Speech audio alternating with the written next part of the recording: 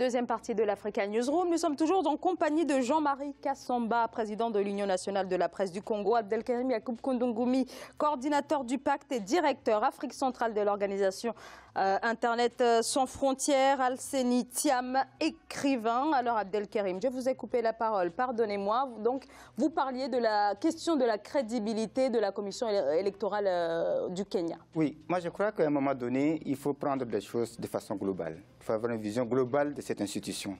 Ce n'est pas seulement une question de transparence, compter des voix, c'est tout un processus, du début à la fin. La participation citoyenne, l'observation et aussi la compétence qu'on donnera aux partis politiques permettra d'aller vers un climat d'apaisement et de confiance. Parce qu'il ne suffit pas de nommer 2-3 personnes et on dit qu'on a confiance que ça se fait. Pourquoi je dis cela? Parce que par exemple, on a pris le cas de certains pays où certains partis politiques n'ont même pas les moyens de pouvoir mettre des observateurs dans tous les bureaux de vote. Donc c'est pour cela que j'ai dit, si on a la capacité de donner, avec Internet d'ailleurs, Internet, on a beaucoup travaillé là-dessus, de mettre des citoyens, des observateurs capables d'être dans chaque bureau de vote. Ça s'est passé au Burkina Faso. Ils ont réussi à avoir des élections crédibles au Burkina Faso et au Sénégal. Pourquoi? Parce que les citoyens, les mouvements citoyens, la société civile a participé activement à la crédibilisation de ces élections. Donc pour moi, c'est un processus global qu'il faut la participation de tous pour rendre crédible cette institution. Ce n'est ni une affaire de l'État, ni de l'opposition. Voilà ce que j'allais ajouter, c'est que vraiment, prenons les choses de façon globale.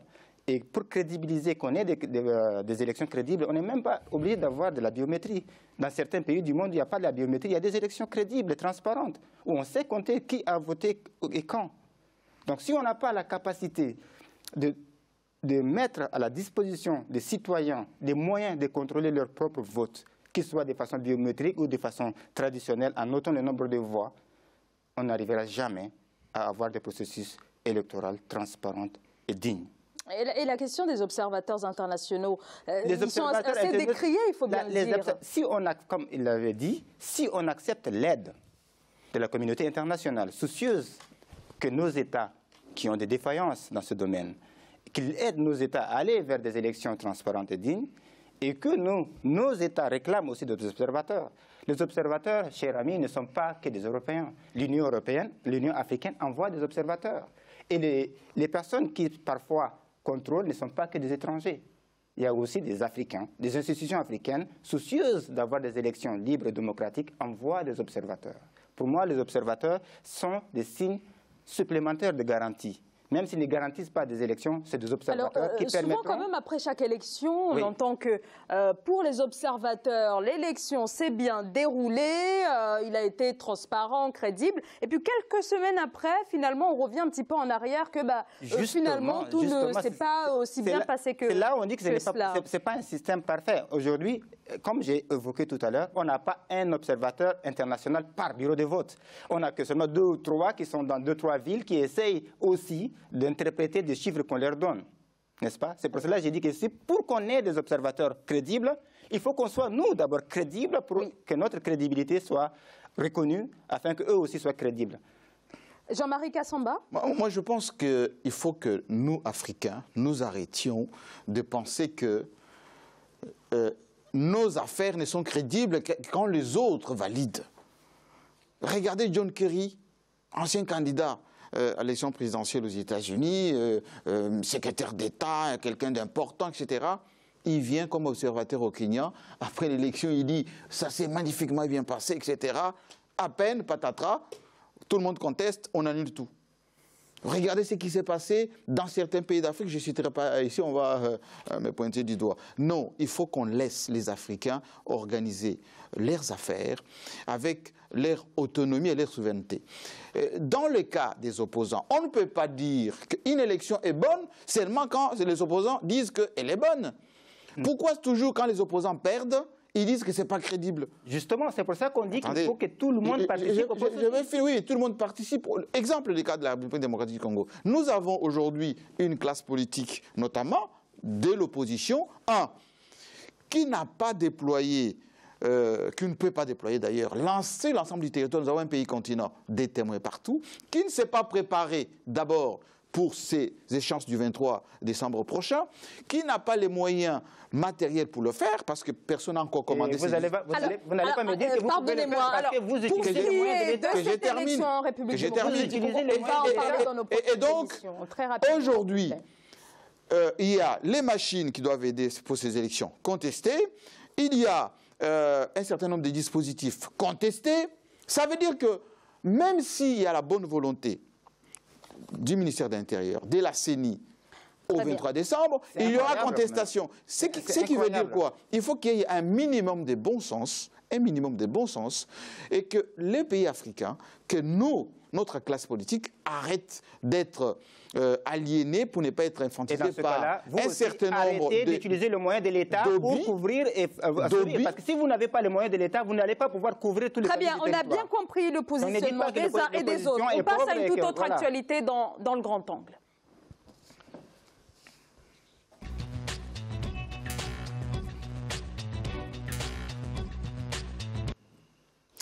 Après le Conseil national de la consommation, la Côte d'Ivoire se dote à présent d'un Conseil national de politique économique, organe d'analyse stratégique et d'intelligence économique crucial selon les autorités ivoiriennes qui visent l'émergence à l'horizon 2020. Reportage Cheikh Omar Bandaogo.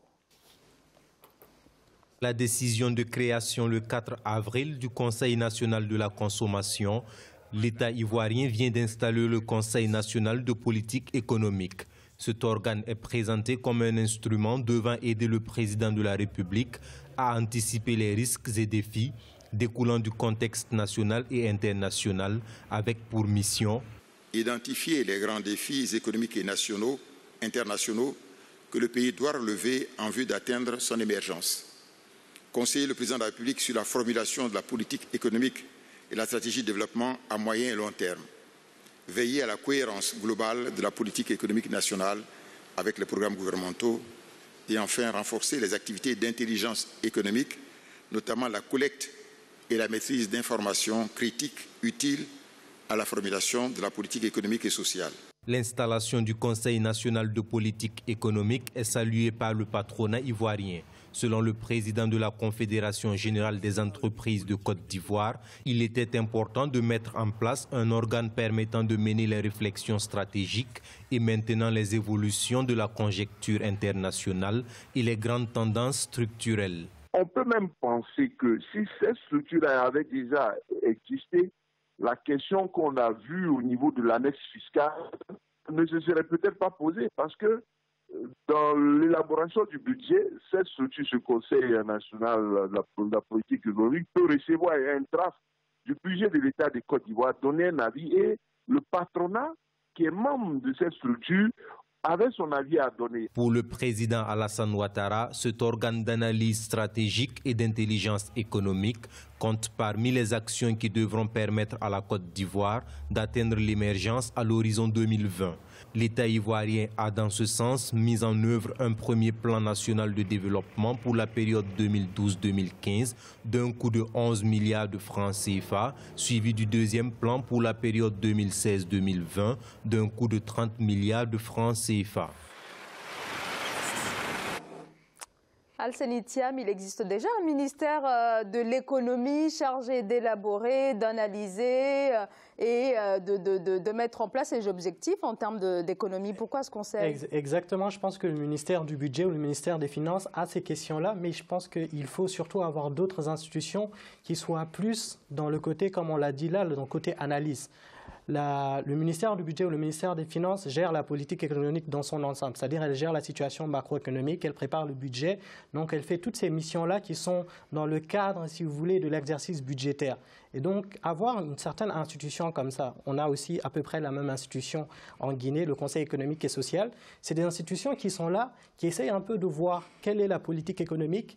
Alors en Guinée, est-ce que ça a apporté quelque chose? Oui, ça apporte des fruits parce que quand vous voyez des organismes comme ça, ils essayent de voir, par exemple, par rapport à d'autres pays et essayer de situer la situation des autres pays, leur taux de croissance, la concurrence par rapport à d'autres pays et se situer par rapport à ces... On a besoin d'un conseil spécial pour ça?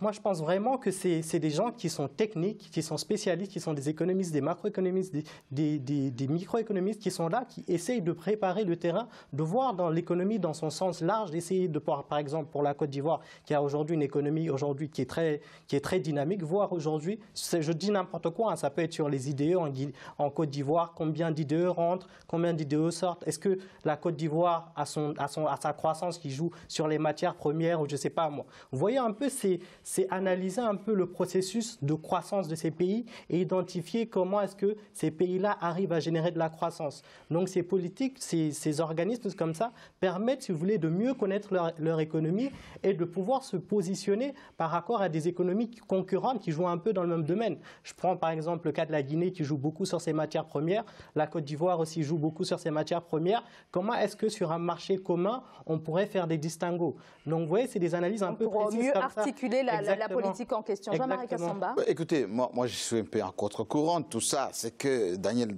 Comblan-Denkan, c'est un grand économiste, un ancien Premier ministre, un bon technocrate, il l'a été toujours. Ouattara l'a mis vice-président, il fallait trouver du contenu à ces postes. Il fallait bien lui trouver quelque chose à faire. Et donc, il a bien des conseillers déjà, Ouattara, en matière économique. Il a des ministères à ce propos. Il y a d'ailleurs le Conseil économique et social, géré autrefois avec beaucoup de brio par Donald Fologo. Aujourd'hui, comme le Sénat, qui est installé à Yamoussoukro, Ouattara est en train de vouloir multiplier des structures comme ça, parfois ça fait politiquement correct, parce que lui c'est un ancien du Fonds monétaire, donc il pense qu'on peut gérer la Côte d'Ivoire comme une entreprise. C'est pas ça. Il y a aussi beaucoup de politique à faire.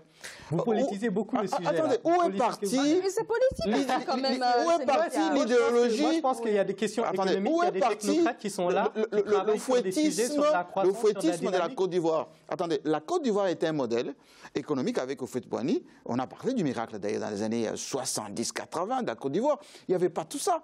En fait, en réalité, c'est du plâtrage un peu de l'économie ivoirienne. Moi, je pense que ce qui est plus intéressant dans les cas de la Côte d'Ivoire, c'est de faire des choses d'une manière structurelle. Comblan-Denkan pouvait être utile en restant Premier ministre. Il a été bon Premier ministre, pas seulement de Ouattara, mais également des autres présidents. Vous élargissez le sujet là, monsieur. Oui, je reste dans le sujet. Parce que si vous voulez un conseil, on va dire stratégique, intelligence économique, mais est-ce que la Côte d'Ivoire aujourd'hui a d'abord terminé la stabilisation politique?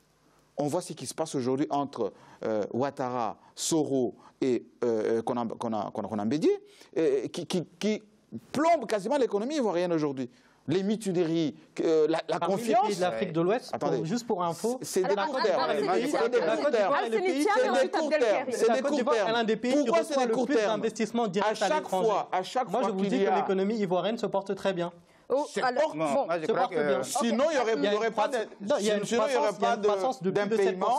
Sinon, les militaires ne demanderaient pas leur salaire. Sinon, il n'y aurait pas de grève. Sinon, il n'y aurait pas de problème. La moitié quand même de la population ivoirienne était quand même en situation de pauvreté. Alors, est-ce qu'il n'aurait pas mieux fallu mettre en place un conseil social, par exemple, plutôt qu'un conseil économique? Caricaturer toute décision de certains chefs d'État quand ils prennent des bonnes décisions pour une fois, c'est limité dans le temps où on ne veut pas voir les choses, comme je dis toujours, de façon globale. Pour moi, cette institution vient à point nommé. Pourquoi? Parce que je constate que nos chefs d'État ou nos économistes ont atteint un niveau supérieur et sortent de cette carcan de FMI, Banque mondiale, coopération européenne. Malheureusement, ils sont issus de cela. On est en pleine Ouattara, c'est un pur produit du FMI. L'Afrique aujourd'hui, les dindons de la guerre économique. Tout le monde décide à notre place. Les stratégies se décident ailleurs pour nous les appliquer. Pour une fois, quand nos chefs d'État décident d'avoir des outils qui nous appartiennent, contrôlés par nous-mêmes, et de réfléchir sur nos intérêts, les stratégies à déployer, pour rendre nos économies résilientes et ne pas dépendre de ces chocs économiques internationaux dont souffrent nos économies, je crois qu'il faut saluer. Qui décide du prix du cacao, cher ami? Maintenant. Les quotas et le prix du cacao, qui décide? Pour l'instant, décide? vous avez jugé une institution qui n'a même pas commencé à fonctionner. Mais on Attendez l'analyse. 2 ans. On essaie de l'analyser. Alors, la question, c'était de savoir, est-ce que ce conseil, est-ce que c'est pertinent? Est-ce qu'il n'aurait pas mieux fallu renforcer plutôt le ministère, qui est le ministère, un ministère aussi régalien que le ministère de l'économie? Si ces ministères-là étaient efficaces, ces ministères auraient pu régler tous les problèmes depuis 10 ans. Et si on a créé cette institution, c'est qu'il y avait un besoin. Alors, on a quand même l'impression que c'est quand même une annexe du ministère de l'économie. C'est un besoin de compléter, c'est un complément à une stratégie. Al-Senitiam. Moi, je pense qu'aujourd'hui, on est dans une période de concurrence internationale et ce qu'il faut savoir, c'est que les économies se complexifient. Les stratégies de politique économique sont différentes en fonction des pays. On arrive dans un monde où il est très concurrentiel. Et du coup, bien sûr que le ministère de l'économie est compétent pour gérer de ces problèmes-là. Mais je pense qu'il faut avant tout avoir des agences ou des organismes comme ça qui travaillent sur un domaine bien précis. Où là, par exemple, je prends l'institution, par exemple, la PIP. C'est l'agence de promotion des investissements privés et publics en Guinée. Cette agence est là pour essayer de créer un climat favorable, un contexte favorable afin d'attirer les investissements. Depuis qu'on a mis en place la PIP, il y a eu de la croissance en Guinée, il y a eu beaucoup plus d'investissements qui étaient prévus. Donc, vous voyez, je pense qu'il y a des agences efficaces qui sont là, qui doivent être mises en place, dont le travail n'est pas de venir supplanter d'autres institutions comme le ministère de l'économie et de la finance, mais qui travaillent à côté afin de pouvoir générer des économies qui soient compétitives face aux étrangers, compétitives face aux autres économies. Donc je pense que c'est logique. Est-ce qu'il ne manque pas comme un peu une dimension un peu sociale dans ce conseil-là?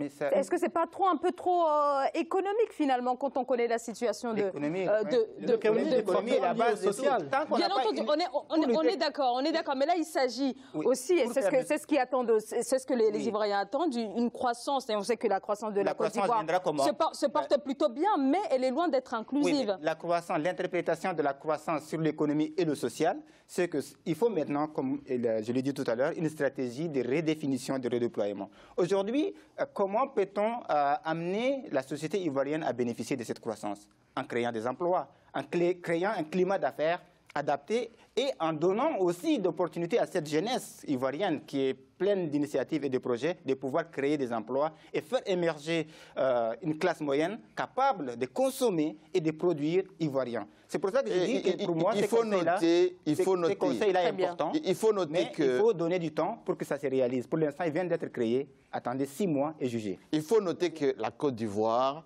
a fait beaucoup de superficiels depuis quelques temps avec Ouattara. La Côte d'Ivoire s'est beaucoup endettée, c'est qu'il ne faut pas oublier. Il y a eu beaucoup de travaux un peu, je dirais. Si l'endettement finance la croissance, attendez, mais l'endettement aujourd'hui, il y a d'un paiement en Côte d'Ivoire, il y a beaucoup de mécontentement au niveau de la fonction publique. Il y a aujourd'hui.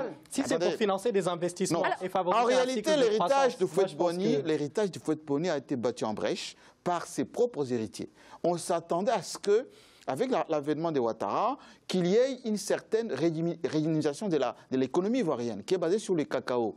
Aussi longtemps que le prix du cacao soit fixé à Londres, soit contrôlé en grande majorité par les étrangers. Mais justement, c'est ce que cette institution permet d'éviter. Non, l'institution n'enlève pas, ne change pas la nature de l'économie ivoirienne. Ceux qui profitent de la croissance ivoirienne, ce ne sont pas les Ivoiriens. Même si l'institution ne change pas, par exemple, vous parlez de spéculation financière. Peut-être que l'institution pourra peut-être comprendre quels sont les enjeux, comment est-ce qu'on arrive à spéculer sur les produits. Alors, pardon, Al-Seni, mais les enjeux sont... Mais les producteurs du cacao... Très bien, on va marquer une courte pause. On marque une courte pause, restez avec nous. À tout de suite.